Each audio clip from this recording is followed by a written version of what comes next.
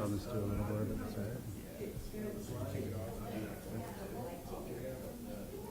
I've done some slides about 3 times over, so I do. So.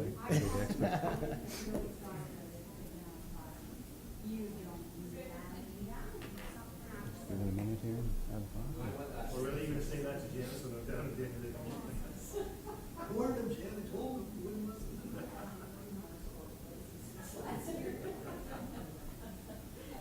I asked Carrie, I'm like, are you coming too? She's like, yeah, thanks, Mom.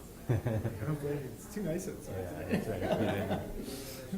When you have to close the blinds, you know that there's a better reason to be outside. That's right. I was going down, and as I was going down, I just started to see the handle doing like that, getting a little nervous, right? And Mike actually, I really noticed it.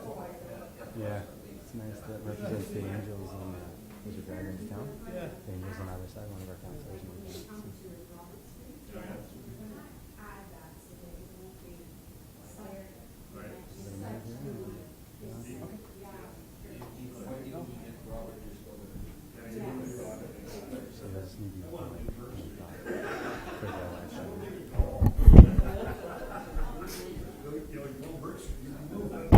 All right, we're gonna start this off if that's okay with everyone, to be respectful of everyone's time, both here in person as well as folks that are joining us via the live stream. It's 5 o'clock. Thank you for those that have attended. I think I count about 10 members of the community in the audience, and we have 3 members of council with us, and we have a few folks on staff with us as well. So we do appreciate everyone joining us. For those of you that don't know me, my name is Jeff Lees. I'm the Chief Administrative Officer for the Town of Penetanguishene, and I'm happy to introduce John Nass with Blackline Consulting, and Sammy is also here with us with Blackline Consulting as well. Really, I believe that everyone that's joining us online as well as in the audience has a bit of an idea, but I'm going to just give a very brief overview of what the project's about. And then I'm going to hand it over to John to kick things off. And again, to be respectful of everyone's time, we're going to end this at 6 o'clock p.m. sharp, or as close thereto as possible. So the town of Penetanguishene is in the process of undertaking a service delivery review.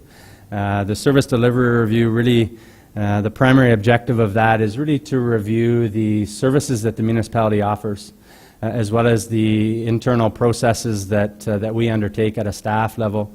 And in addition to that, really look at our organizational structure, so our personnel, our human assets, I like to call them. The review will take a holistic approach and really look at everything on one end of the spectrum to the other end of the spectrum. Some of the things that will be asked and considered throughout the project, we'll be really looking at our services. Are they discretionary, are they foundational, or are they legislated? And really looking at those. Are there better ways that the municipality can offer a service? Are there services that we're not offering today that we potentially should be or could be offering? Are there services that we do offer today that perhaps we should look at, the need? Is there a need for those services in the community? Are there internal processes that we can complete in a more efficient or more effective or more economical manner? Is the organizational structure appropriate? So not only from a positions perspective, but from a quantity of staff perspective and resources perspective, in relation to the services that we do deliver to the community. So that's just kind of a very 50,000-foot level overview of what this project's about. We do have a steering committee at a staff level that is made up of both staff and council members that will be helping steer the project along. As I said before, this is being live streamed, so for those that are joining us online, if there are questions that you have, please send them to scooper@penetanguishene.ca. The questions will then be forwarded to John. John will repeat the question in the mic so that everyone online as well as in attendance hears the question, and then either John or I will address and answer the question.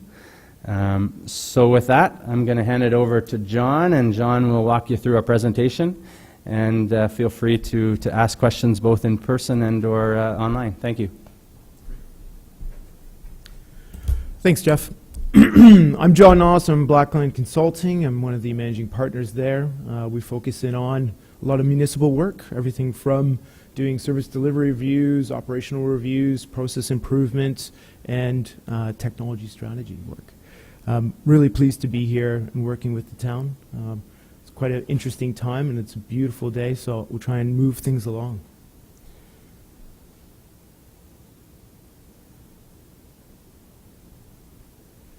In terms of the agenda, we had three things today. We're going to keep it quite interactive. I'm sure you don't want to hear me talk for the full hour, so I'm actually more interested to hear your views today. So there's three things. We're going to give you a bit more context as to the projects and the specifics around it, just a little bit more lower detail than Jeff provided, specifically around some of the objectives that we're trying to achieve. We're going to take you through the approach and the timeline so you get an idea of when to expect what and how we do things. And then I'm really going to turn it over to yourselves and the people online to say, give us your viewpoints, ask some questions, give me your perspectives on some of the services and service delivery. Okay.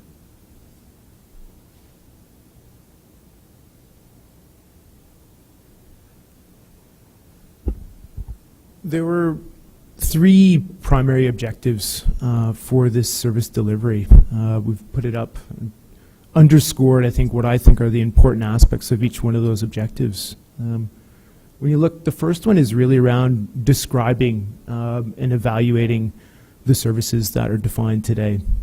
Every municipality is slightly different. As Jeff alluded, there's three types of categories of services that they fall into. Legislated, you have to do it. Discretionary, which is you don't have to, but you choose to. And foundational is you choose to, however, you couldn't take it away. It's just so ingrained in what's being delivered today that it would disrupt too much. So as we go through this review, what we do is we build out what we call a services list. And from work that we've done previously, we're able to compare that with others. Number two is critiquing the efficiency and effectiveness of the services, so how they're delivered today to the constituents. When I say constituents, I think of citizens, I think of businesses, I think of institutions, I think of visitors as well. All the services that the municipality provides in some way, shape, or fashion is going to touch on at least one of those groups.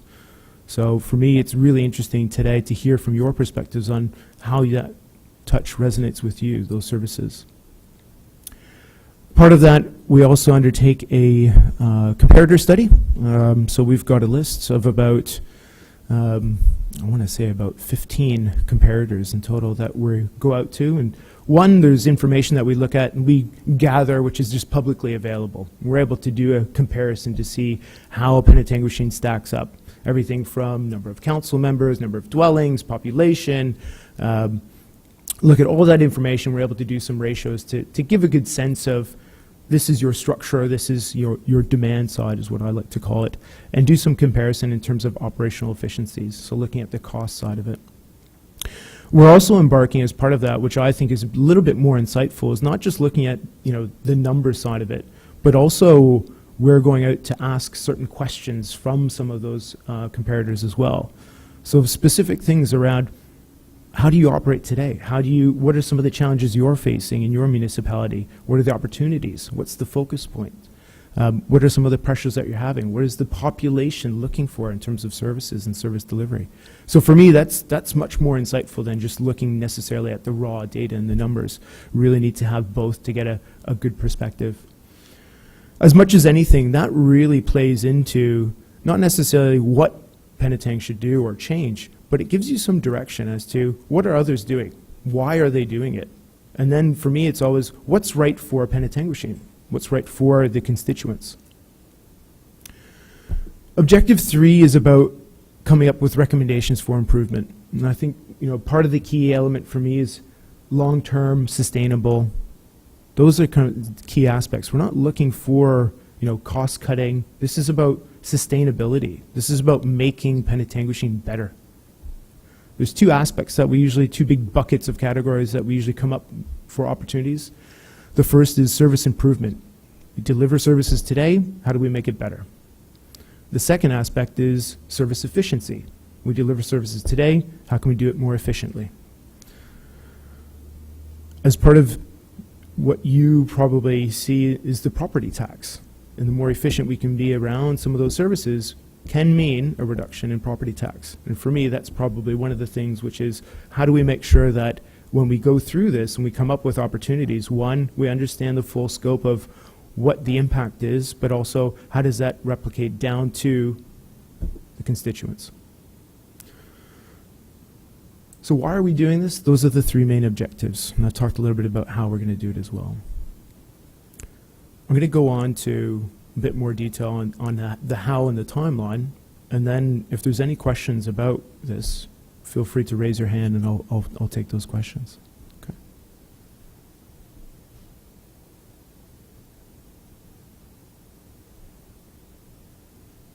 I'm glad we have the blinds closed or else you wouldn't be able to see this slide.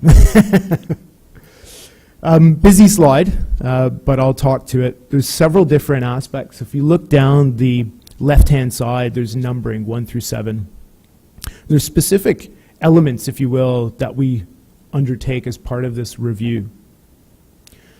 So the first one is a project startup. We get things going, we mobilize, we understand a little bit more about the town, how it operates, who needs to be part of the overall project, how we're going to engage with them. That happened at the beginning of July.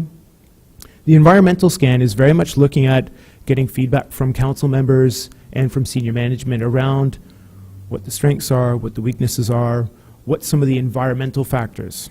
What are things that are happening to the town or to the broader municipalities that you need to be aware of, that we need to be aware of, because it has an impact potentially on the services and the service levels that are provided today. Then going down, number 3 is very much looking at then internally. It's around how are you organized today? What skills and capabilities do you have? Roles and responsibilities, process, technology. How does the town operate, and does it operate efficiency? So that's where you see a much longer timeline, because that takes a bit of time for us to go through. There's lots of elements for us to pick through and get information, do analysis, and meet with people to discuss that. Some of the other areas that feed into that are things like the organizational analysis. So we look at the staffing, we look at things like the span of control, how many people report into others, decision-making, roles and responsibilities, and governance. The 5th, I've touched on already, is just a bit of the benchmarking, so where we're going to go out to peers and comparators and gather information, and then that feeds into, again, opportunities around the service delivery. Moving out, 6 and 7 is then drafting the report. And as we go through that, you see there's a big chunk of time, because we like to work quite collaboratively with the town as we develop the report. I don't like to give surprises. You know, there shouldn't be any surprises by the time the report's finished. It should be well understood what some of the impacts are. The reason why, for me, I want to make sure that the recommendations that come forward, one, it's been scrutinized, it's been challenged, not only from my consulting firm, but also internally the staff to say, we tried that, didn't work, this is why it didn't work. And sometimes it's a point in time, which is you tried it 3 years ago, but things have changed. Do we need to look at it again? Is it still valid? In other cases, it's going to be net new, and it's something that might be a little bit interesting in terms of either improving the services or the service levels. So we'll work through that with a goal of, in November, presenting to council. I believe it's November 22nd. I'm going to look over to, it's in and around there that we're aiming for. Yeah, okay, good. We'll be presenting our report and the results. For me, the timeline itself, it's not too aggressive. We've been able to work with the senior management team, and I think we've got a really good structure around the steering committee, the people that are on it, engagement, and part of this process is making sure that we engage the constituents yourselves. So I'm going to pause for a moment. I've done a lot of talking. Are there any questions that you might have just around purely the process and the objectives?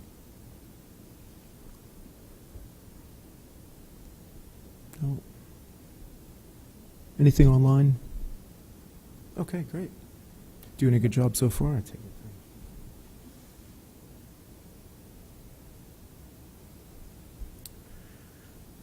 this section for me is the reason why I'm here tonight. And it's very much to get your views. I want to hear questions, I want to hear concerns, I want to hear about your views on various different aspects. And for me, I've tried to just put a very simple framework together to try and get you thinking, and whether you're able to provide some of that feedback today or at a later date. But for me, what are your viewpoints? What do you like most about the town that don't change it? You know, these are things that need to stay. You know, don't change it at all because it's done very well. There's other things that you may think and say, well, actually, what do I like least about the town? If I could change one thing, what would I change? What would it be? What would be most impactful to the town and to yourselves? And also, how would you rate some of the quality of service? You know, the services that you have today, the roads, the waterworks, the parks, the community programs. How would you rate some of those things? So for me, I've put a little bit just around considerations, and as you kind of look through some of those questions, consider some of the different aspects of the services that the city or the town provides you. So with that, I'm going to again pause. I'm curious to hear your views. Please. I've got two things that I've dealt with the town on. One is roads and one is bylaw enforcement. Both I know take a long time to do anything. We just got a new road put in up the other side of the bay. Yeah. And there's been a lot of trucks driving up. It's just taking an eternal amount of time to do something about it. That's one of the things I would like sped up. If you've got people on a road and there's a problem, you've got to deal with it. You can't wait a year and then wait another year to do a study and wait another year. You know, you're going to drive the people on that road nuts. Yeah. So that's one of the problems that we've run into. The other one is with the bylaw enforcement people. They have a system that is very opaque. You don't know what's going on with it. If you make a complaint, something may happen, something may not happen, but you don't know what it is. Right. In fact, they tell you initially when you make a complaint, okay, you're out of the loop now, it's the town's problem. Right. But then you don't know whether anything's done. And when nothing is done, you can't find out why nothing is done. Yeah. So I would like that change. Yeah. I've got a problem. The house on both sides of me don't talk with me because of bylaw enforcement problems. Right. One of them for one reason, another one for another one. Mm. And I can't do anything about it because nobody knows what's going on, or no one will tell. I'm sure somebody knows what's going on, but no one will tell.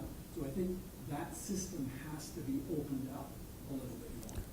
It's a great example, and for me, I always look back to, I can handle bad news, but in the absence of nothing, you know, no communication. I'd rather have bad news than no communication. Yeah, at least bad news you can deal with. Absolutely. I may not be happy with the date you're going to get back to me. Yeah. Like I'd come in and talk to councilors, the mayor, and everybody says, yes, what's going on is wrong, but we're not going to do it. Yeah. Why? We're just not going to do it. Yeah. Well, that's not an answer. You know, you got to tell people why. Yeah. Communication. Yeah. Okay. I just want to add on what he is saying too. I find the communication is just not up to par. This is a small town. I can't see the problem as to why it takes so long to get anything done. We had a number of people on Walker Street, which is a main street to get into town. We've got speeders there continually. The police came in, put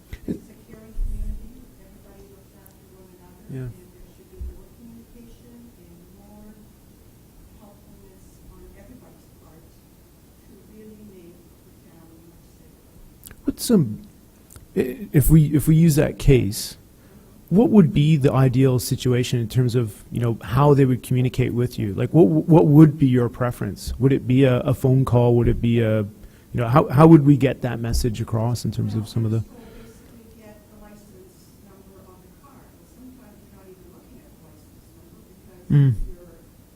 you're shaking your head the other way because somebody just. Exactly.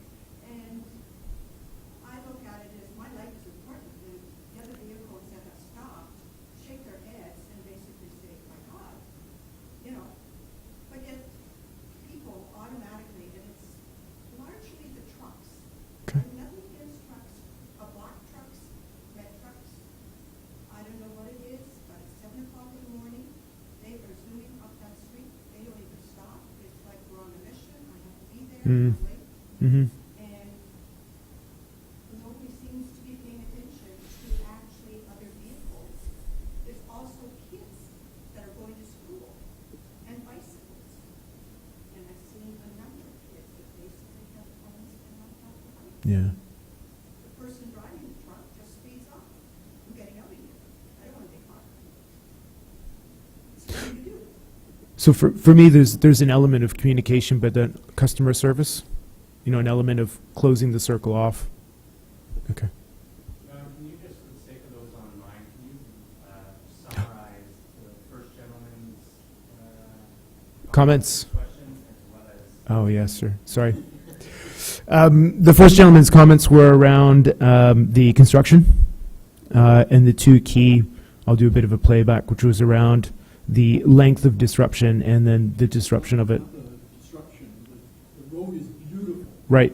That's the problem. Everybody wants to use it, particularly the big trucks. Yeah. So the increased volume. It's taking a long time to get something done about that. What I want is no heavy trucks on there. Right. Okay. It's taking a long time to get that done. Right. So the construction, a long time for it to get done. And then the second one was about bylaws and communications. The trucks should not even be using Robert Street. They were, we had Thompson's Road built, so that basically they can go right around and out onto Almer's Fuller. They shouldn't be coming up a residential area where there's schools, period. And yet, we see tons of trucks going up and down all the time. And the other day, it was funny, one even came down Lucy Street. Hmm. And I thought, how the heck is he going to maneuver this huge road to swing onto Robert Street? So Like, is there nobody patrolling these trucks at certain times of the day or anything, or policing the traffic? yeah. Okay. So the concern for the people that are watching it live, the point which is being raised is around policing traffic, and making sure that traffic is actually using the correct roadways. Is that fair? Okay. And the speed limits. Yes. Thank you. Appreciate that.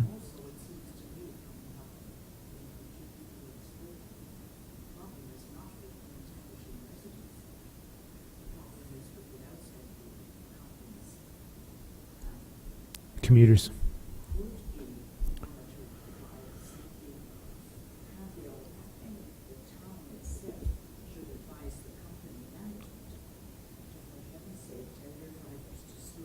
Mm.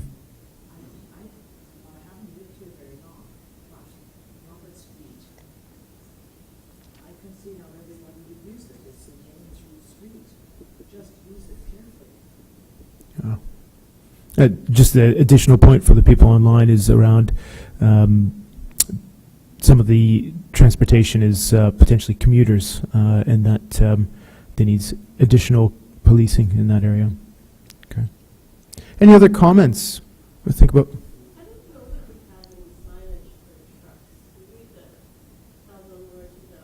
There is, and so Robert Street and Main are off limits. So, yeah, there's definitely a lot of trucks on those roads. Maybe if there was some calming zones, Mm. that would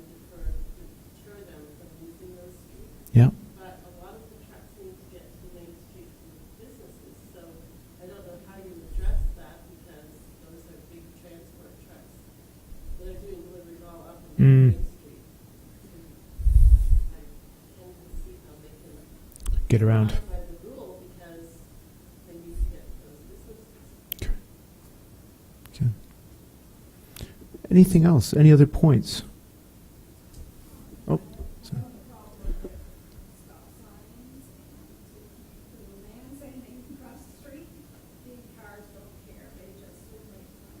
Okay. Is there a way to maybe find a few people, get the word around that you can't do that, but it's pedestrians? So the concern is around pedestrian walkways and policing that area as well. Sorry, excuse me. Okay. So there was another point. This goes to another thing that I would like to see is, this is a small town, we have a number of schools, yet the number of buses that travel in Penetang is incredible. And there's sometimes only 4 kids on it, 6 kids. And I'm looking at this and I'm thinking, why do we only have 4 kids on the bus? And the buses could be combined and take the kids. If they're going out of town, maybe we can have one bus that's going to go out of town with all the kids they picked up. And only have one bus in town. We're trying to get rid of all these religious things that basically cause a rift between all the people. Could we not combine some of this to save tax money as well? Okay. Great. I'd like to see that because So just to paraphrase for the viewers online, school buses not highly utilized in terms of kids. Is there a way that we could be a bit more efficient around transporting the kids around? and yet when you look at your tax bill, the amount of money that goes to education is just incredible. Okay. Another thing that might work is putting cameras at Robert and Main, and that way we would capture the speeders and people. The thing that is quite amazing here is when our hill is icy, we have flashing yellow going north and south and flashing red. People don't understand and they use it as a four-way stop. And so you're going through the intersection on the flashing yellow and people are crossing in front of you. It's a really big problem. Mm. And all winter long, on Facebook, we're all, talking about, don't people understand? And I think if we had cameras there, we could let them understand by ticketing them for going through the reds. So get some cameras for Robert and Maine so that we can police it a little bit better and manage it. Traffic. Yeah. Not only Bob, but also Frank in Maine. Okay. I've had an incident this year with bringing my grandkids to school. As I was crossing it, all me walked across the red car coming on, and I had to put my hand and have to stop this car. I kept going. I saw no PP parked in front of the red hotel. Excuse me, I parked there, and I said, turn around. Good. We saw the car. Good. Good. With the cameras, I think it might help. Okay. Great. Any other comments? We think a little bit about. Oh, sorry. Go on. Well, keep looking at the recreation program. What are they doing? A great job on that. Haven't or have? The new park down there, and I don't know, the town has something to do with it. I know it's Rotary Park and all that. That's really something. Great. So the comment just around as a positive is around the parks and the recreation area. Yeah. Great. Good. Please. Yeah. Sorry. Now that we're in recreation, Please. the tennis court Yes. in town. We get a lot of people there every day playing tennis. And, there's days I'll be sitting in my kitchen and all of a sudden I see somebody behind the center path. So you feel playing. So you walk and I'm playing. I've been to the town about that before. They told me if anything like that happens again, probably with you people, what are the local people to do? They're not. Right. Yeah. I did mention the washroom maybe being put in there. Okay. No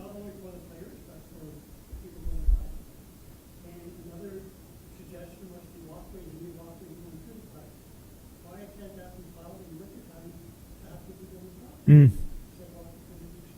Okay. So 2 points from the gentleman, which is around creating a trail in the wintertime through the park, as well as facilities for people playing tennis and public use. Yeah. Oh, just at that one. Okay. All right. I've seen some good tennis matches as I've driven in. Some good doubles match. Speaking of washrooms, they don't have washrooms where the amphitheater is. Okay. They're not permanent washrooms. Yep. They have a lot of events there. We have one coming up that will have a beer tent.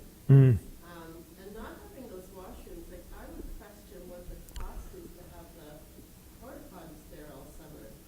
I have them on just on the other side of the parking lot, with the curling club. Portable. Well, no, there's built-in washrooms now, and there's a building right, just on the other side of the curling. Right next to the swing. Yeah. Do you think people walk from the amphitheater down there? I don't think so. It's quite a walk. Here's the washrooms were built at the, just down from the splash pad, but there aren't any at the amphitheater, Not at the amphitheater. right? No. Where the amphitheater holds 1,000 people, and they have beer gardens there, so it Mm. makes sense to look into the budget to have washrooms there, as opposed to renting the porta potties. I just rented them for 2 days, and it's $400. I Mm. don't know what it is for the whole summer. So the suggestion from the lady is facilities, washroom facilities by the amphitheater. Yeah. Okay. Great. Yes. I have another concern with hydro. I just found out that basically we are paying high delivery charges. I would like to see if the town can do something or look into why we're paying such high delivery charges. I know the rates have come down for the usage Mhm. of electricity, but it's almost like you're giving out with one hand, but you're taking away with the other. And I don't know whether a lot of people look into this, but we used to pay, I think it was $12. We're now paying $18.55 for delivery. And I think most people aren't aware of this. Mm. I would like to see the town actually go to bat for a lot of people that basically aren't aware of this and could do something about the high delivery charges. Okay. that we are paying. We were forced to go in with Barry Hydro. Mhm. Then Barry Hydro sold off to Power Stream. Mhm.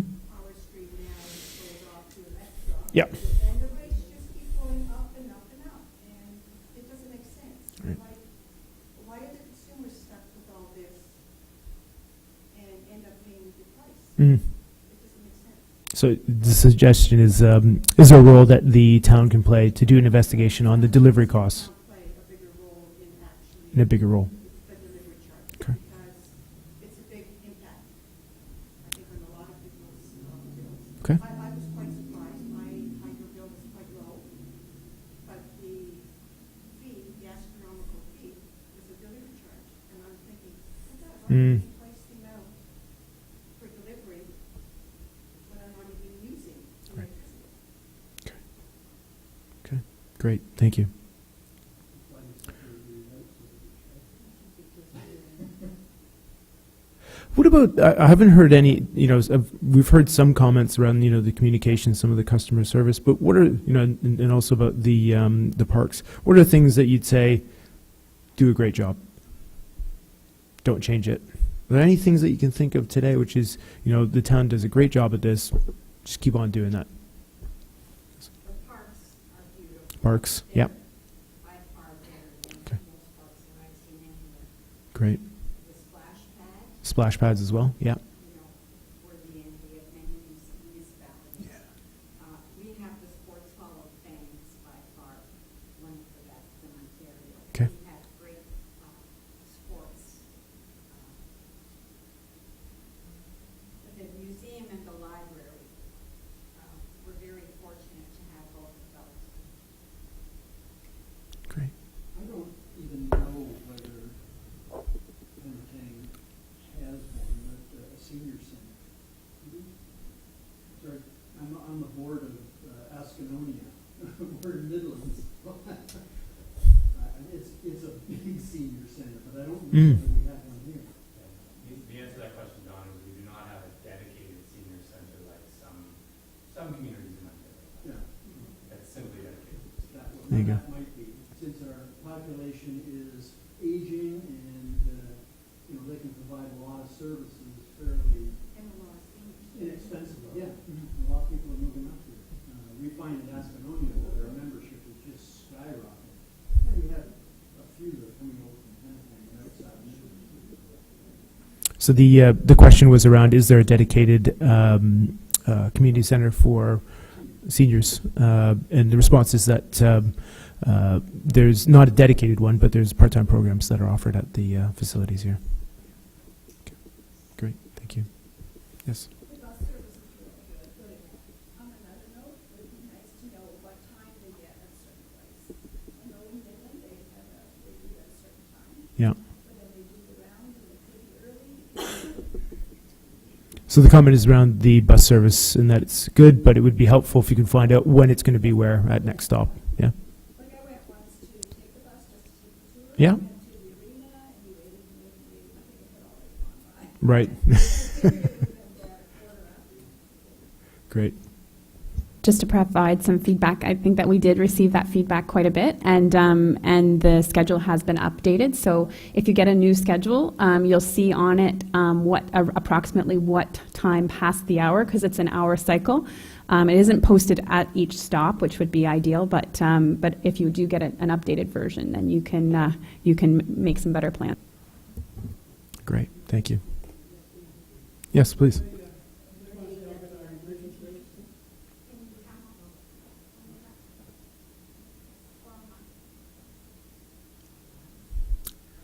Sorry, just for the people online, so you can get an updated schedule in Town Hall or online. Sorry. I think the emergency services are very good Okay. in this town. Every day when you hear a siren come back and forth, and we switch the fire truck police almost every day, so An aging I think population. it's good. Great. So the comment would, sorry, the comment is that emergency services is doing a good job. Yeah. Excellent. Well, there were some comments earlier about enforcement issues, and a lot of those enforcement issues pertain to the OPP in terms of the Highway Traffic Act and that kind of thing. I'm not sure, I got here a little bit late, so I'm not sure if you can give an introduction, but my name is George Badlocker, and I'm chair of the services board. So a lot of those comments that were made, if they could get into the administration and then into the OPP, that would be great. But I would agree with the gentleman here with respect to enforcement, emergency services. I think the OPP do a great job. I think fire department does a good job, and then the other ambulance services as well. And I think the addition of the ambulance right here next door in terms of being able to have a satellite operation that helps them. What I have before, I'll just mention that I plug in for our water service, in terms of our quality and our consistency of pressure and our water. We're very fortunate. Great, thank you. And just for those that are online, the comment from the gentleman was around the policing services, and if the comments that were raised today, that it gets fed back to the police so that they can deal with those comments, and as well that the emergency services are performed very well, and finally that the water service and the quality of it is good. Sorry. But that was one thing that I did. Living on Champlain Road, we don't have water for our old ladies out there, and I think we're probably one of the only streets in Pennsylvania that's like that. Is that likely to change, or is it just too difficult to put in? That would be something. Yep. Nobody knows. Yeah, for those online, there was a question around water and waste reaching all the different areas in Penetanguishene, for the areas that don't have it today, when and if that's possible. Yeah, great. Yes? I'd like to say the bus transportation here is wonderful. It's the best thing, and I think a lot of seniors really, really enjoy it. The only problem is we have no transportation getting from Penetang into Barrie.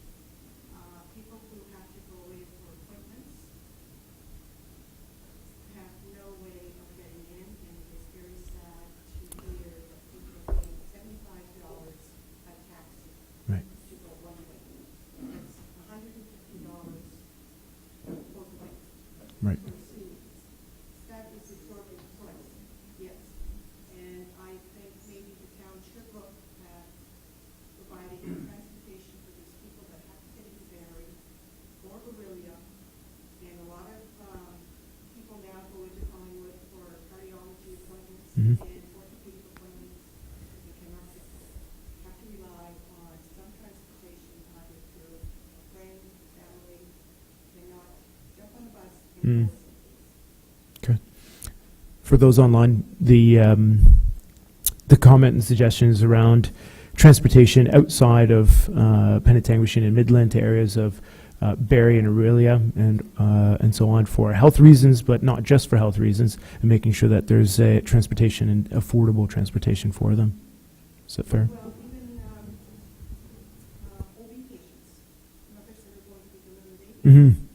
some of them end up going through Williams. So if they want family to visit, it's not transportation. Right. Yeah. Great. Thank you. So they're stripping down medical services, but nobody can get there. Okay. Just in terms of the transportation, I'll take a quick stab at it, but I'm sure that there's folks in the room, i.e. the mayor and our warden, that could probably speak to it far better after. But the county of Simcoe, as our upper tier government, is and is well underway with a transportation study, and they'll be looking at a phased approach. And one of the first phases of that will be the corridor from Barrie to Penetanguishene Midland. So I think that will certainly help address one of your concerns. So I think the message is stay tuned. 2019. So. 2018 Aurelia to Barrie, Midland to Aurelia, and then 2019, well, it's a 4-year rollout. So the first phase is Aurelia to Barrie, that's next year. And then, Midland to Aurelia next year, and then Midland to Barrie the year after. So Midland to Aurelia in 2018, and Midland to Barrie in 2019. And that might get moved up a year. And that may get moved up a year. And then For January 2018 or November 2018? I don't know the specifics of the specific states, but definitely, that's their focus for 2018. And Because basically, I'm on the seniors committee, and a lot of people ask me, and I'm like, it's supposed to be 2017 September, now it's 2018, maybe 2019, we can. getting pushed back. Yeah, we can definitely, through the county, we can definitely get you a little more information, and particularly for the seniors committee and for the community, and help roll that out. Okay. Yes, please. Just on that transportation point, there are organizations such as the Red Cross and a few of the societies, like the Canadian Cancer Society, that will offer transportation. Now, there's a cost to that. You have to arrange for it and whatnot, but individuals can themselves to that. So are you saying that a healthy person, basically, who is not diagnosed with cancer, who needs a cancer? Well, I said that the cancer is the cancer, but the Red Cross. Exactly, but there's a lot of individuals that are well and cannot have access to these transportation vehicles. I think the Red Cross, and I'm not 100% sure on that, maybe that's something that could be looked into, but I think the Red Cross offers a service when an individual needs to go to a medical appointment in the area of Collingwood. They will. Is there any way that that could be published or publicized to the public so that the public is aware of it? I think that's a very good idea, and I suggest that perhaps that could be looked into and just confirm that in fact they do offer that service. So I think they do, but that's something that's an alternative. Great, thank you. The suggestion by the gentleman was that there are other organizations that can provide transportation, Red Cross and Cancer Care, but mostly for health reasons. The point that the lady raised was public awareness, getting some awareness about using some of those facilities and the limitations of those, if there are any. Yeah. Okay. I just wanted to comment on the previous gentleman's talking about the OPP. We are very lucky we have OPP that walk our streets, come into our businesses, introduce themselves, let us know as business owners if we need any help, what to do. They've just been amazing for us. So the point raised by the lady was that the OPP doing a good job and making a presence, as well as making an effort to meet with some of the constituents and understand their businesses and what's going on. Okay, great. All right. Is there anything online? We haven't had anything online yet. No. Okay. First time for everything. Anything else? I thought there's a little bit of a wrap up that I wanted to do, which is around a resident survey. So if there isn't any other suggestions, we'll just move on to that. So what we've asked for is a survey. So there's a survey that's available online. And this survey asks about 7 questions. And some of them are things that you may have provided today already, and some of them are a little bit different. And what we'd like people to do is go online, take a look. It's on the website. I'll let Stacey give you the details as to where the link is.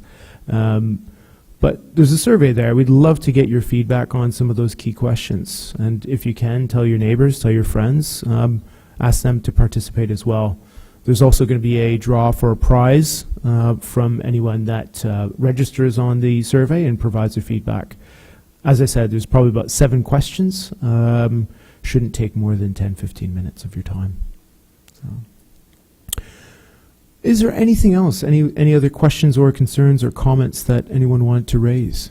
Yes, please. The one thing I don't know that the town can do anything about this, but we have a lot of retail that is vacant. And, you know, I understand we did pass a bylaw that the front of the stores no longer can be residential, which is fabulous. But we need to do something about those vacant buildings. And I don't know if, I know that I've seen, not locally and not in Canada, but I have seen towns where they have suggested that if you do not rent your retail space within 30 days, you are obligated to give it to a charity to use until you do rent it. In some places in the States, they actually increase their taxes based on months that, you know, they're vacant, you know, incentives for the landlords to rent. Because we don't really have a big main street, and we have a lot of construction coming up. The norm apparently is that 40% of the businesses will close and not reopen, and if that does actually happen, we won't have downtown. Yeah. So, and you've been to ghost towns with no downtown. Yep. Big issue. Yeah. The suggestion by the lady was the concern around vacant retail and how we can mitigate some of the risks around the vacancy, making sure that it gets filled. It's interesting, and it has happened to a number of towns and even cities across Canada. And I know revitalization of downtown core can be quite challenging, but also very beneficial if done well. Oh, great.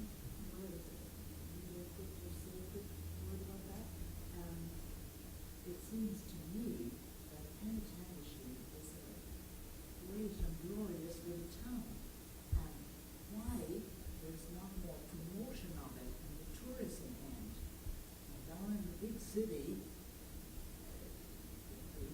there's all the time, there's tourists there by the gazillion, there's people looking for trips to places. There's Penetentiary, when I discovered that park downtown, that is so beautifully done with the exercise facilities and the sculptures. Just, there's people that bus tours to places that are not nearly as interesting as that.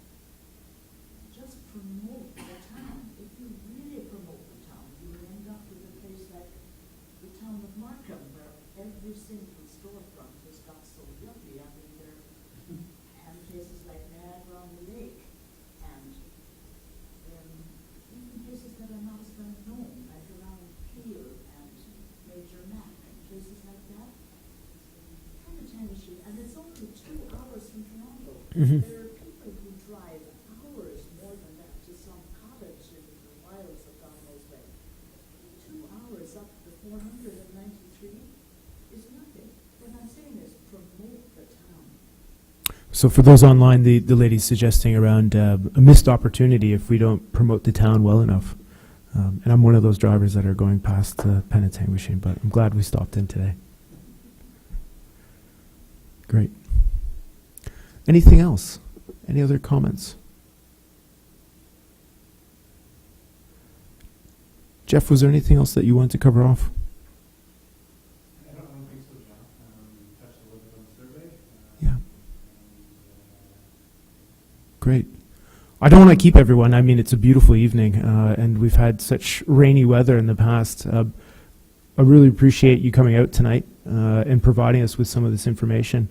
It's really helpful for us as we look at the services and the future, what services they're providing, what needs to change, what doesn't. And for me, that's really helpful. Gives us a bit of frame in terms of what to do and what not to do. So I appreciate your time, appreciate your input, and look forward to seeing you in the near future, especially around November when we come up with the report. I'll just say one quick thing. I realized that there was a lot of comments and a lot of questions this evening, and we've made copious notes on our end, and some were very quick. We had some quick answers on the tip of our tongue, and others, I think everyone realizes in the audience, and there was a few comments made that, we may not have answers today, but certainly, we've made note of, and I know the consultants have made copious notes as well. As was alluded to earlier too, some of the comments and questions we will be passing along to various departments or third-party entities such as the OPP. So if you didn't get a direct response this evening, that doesn't mean that we didn't hear you and we don't it's fallen on deaf ears. It simply means that we've taken it back and we'll either seek to get some answers or seek to pass it on to the appropriate folks. So I will also echo what John said. We appreciate everyone taking time out of your evening to come either in person and or online. We do know that we have some folks listening online. So with that, we'll wrap it up, and please stay tuned and keep in touch, and we will certainly be communicating with the public in terms of next steps, and particularly in November as we have our final report presented to council. So thank you, everyone.